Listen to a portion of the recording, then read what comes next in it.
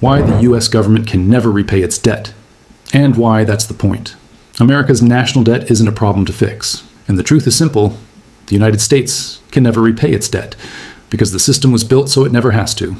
Welcome to Wheelixen, where every story reveals how money, power, and history shaped the world we live in.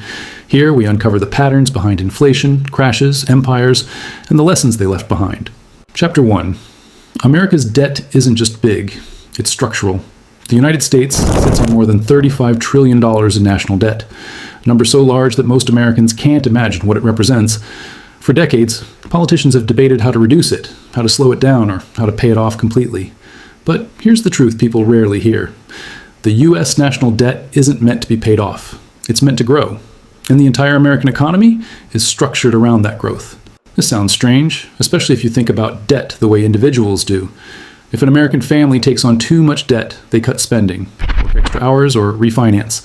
But a sovereign nation, especially the United States, does not operate like a household, not even close. A family doesn't run the world's financial system. And because of that, its debt plays a completely different role. America doesn't drown because of its debt. To understand why, we need to examine the backbone of the U.S. financial structure, a system built on trust, liquidity, and the unique power of the U.S. dollar. Chapter 2. Why the world depends on U.S. debt.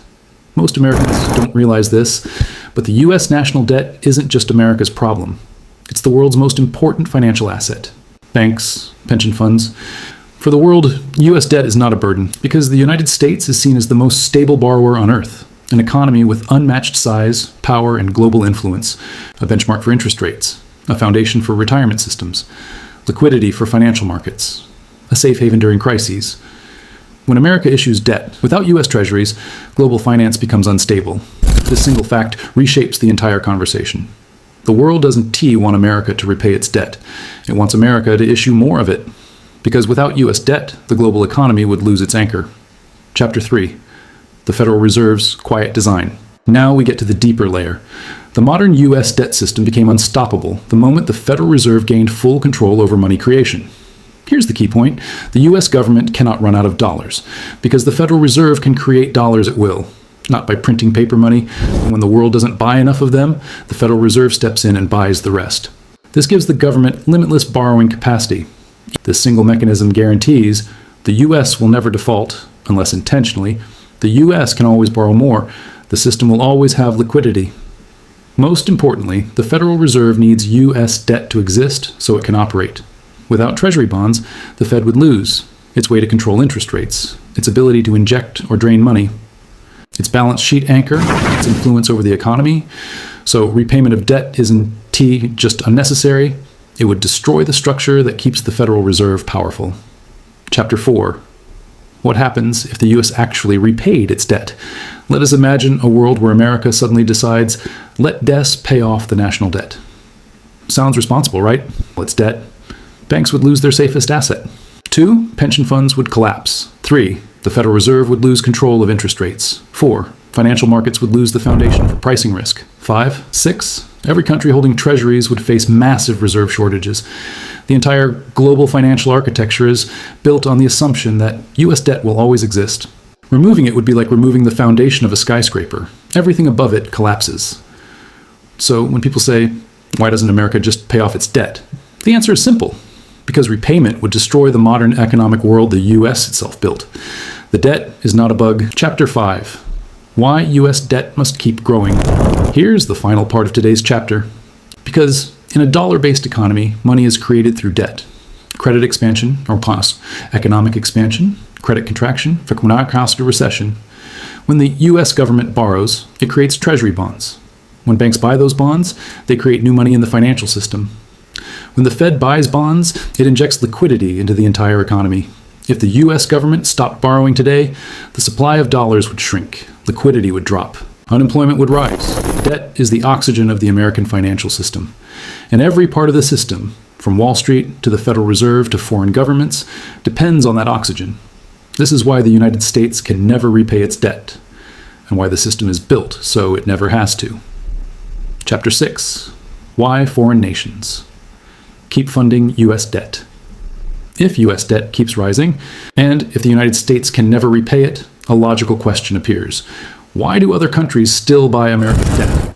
Why does China hold more than $700 billion in treasuries? Why does Japan hold over $1 trillion? Why do oil-rich nations buy treasuries instead of gold? Why do developing economies store their reserves in U.S. bonds? The answer is not emotional, it's strategic. Foreign nations buy U.S. debt because holding American treasuries gives them three things. Safety. No matter how chaotic the world becomes, investors trust the United States government to honor its obligations. A U.S. Treasury bond is as close to risk-free as global finance allows. 2. Liquidity. Treasuries can be sold instantly, day or night, anywhere in the world. There is no other asset with that kind of global demand. 3. Power-holding U.S. debt gives nations leverage. It ties their economic systems to America's, and it creates a relationship that neither side can easily break. China doesn't buy U.S. debt because it loves America. It buys U.S. debt because its own economy depends on it.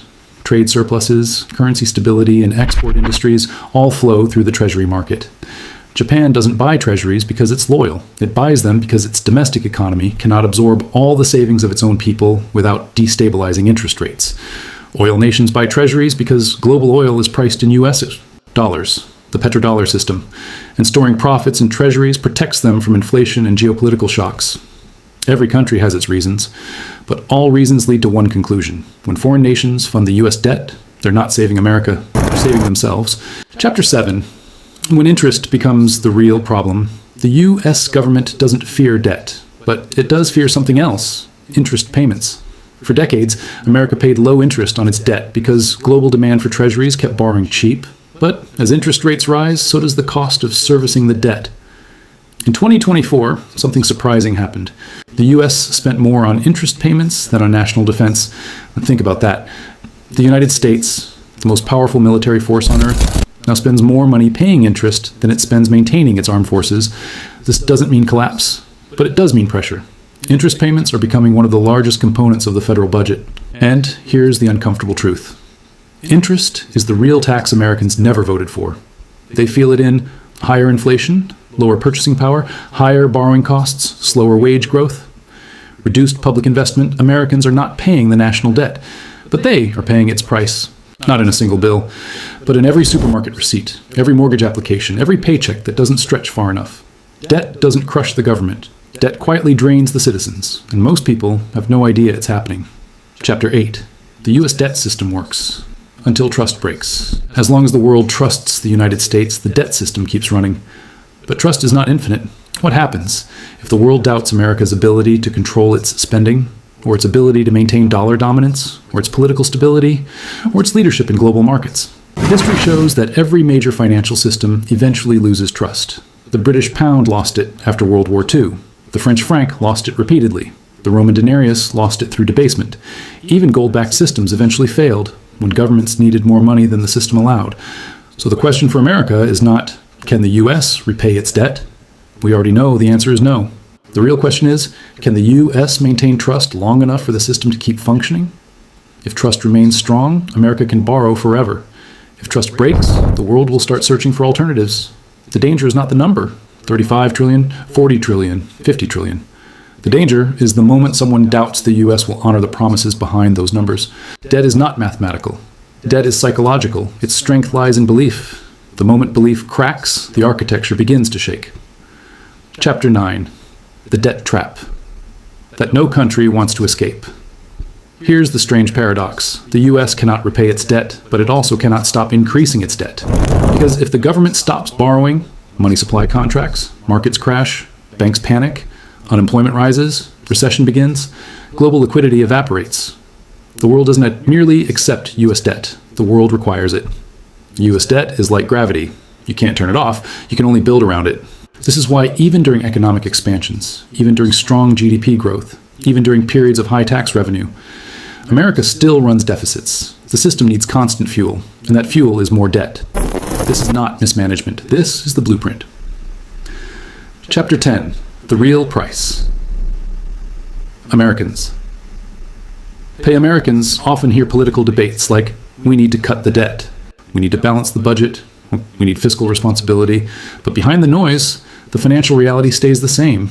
The US debt system will continue expanding no matter which political party is in power, because the debt system is not a political creation. It's a structural one, and the cost falls quietly on the people. Rising prices, higher interest rates, slower wage growth, increased inequality, declining real savings. Reduced purchasing power over time debt doesn't appear on a receipt, but its impact shows up everywhere. The US debt machine won't collapse tomorrow, but it shapes the future of every American household. This is why understanding it is not optional, it's necessary. If you've made it this far, it means you care about more than headlines. You want to understand how money truly works, and how the decisions made in Washington and Wall Street directly shape your future. That's what we do here at Wheelixson. We break down the systems you live under, the debt, the dollar, the power structures, and we make them clear, simple, and impossible to ignore. Subscribe, not for entertainment, but to stay one step ahead in a world where most people are falling behind. See you in the next video. Bye.